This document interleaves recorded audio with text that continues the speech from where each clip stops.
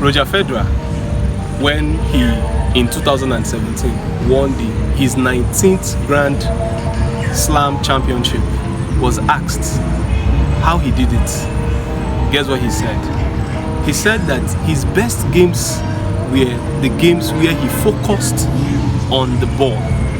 Those were his best games.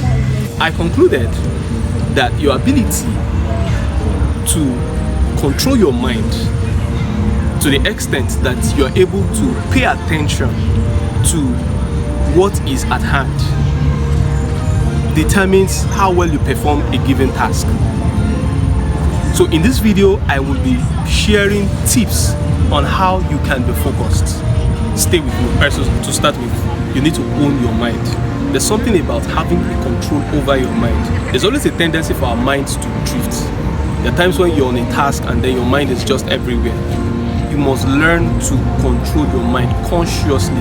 How do you do it? By doing it. By just being conscious of the fact that your mind is drifting, and then you try to lock down your mind and make it stay on the work as many times as possible until you're on that, your mind is on that thing that you're doing. So you need to own your mind.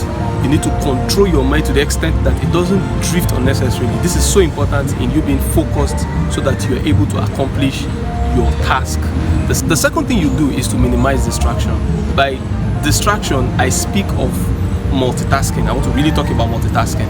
Multitasking is good, but sometimes it can be a form of distraction. Sometimes it can be counterproductive. Instead of having your mind, instead of multitasking and having to do several things at the same time, why not just stay on one thing until you're able to achieve it? So stop multitasking and concentrate. That way you will be able to make the most of what you're doing. When you multitask many a times, you tend to end up having average results. But when you concentrate on one thing, the tendency and likelihood for you to get the best out of it, something above average, something on the level of best and excellent, is very high. And finally, have a plan.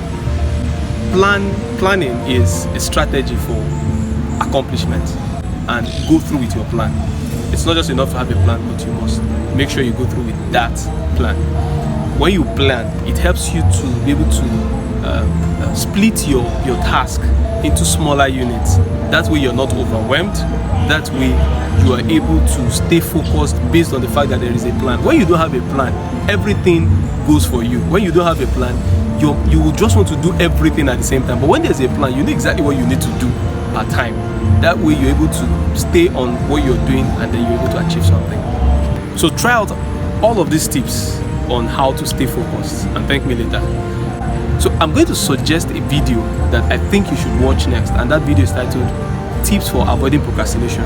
I'm going to be dropping the link to that video in the description box. Do well to open it and click on the link and watch it. And I'll see you in the next video.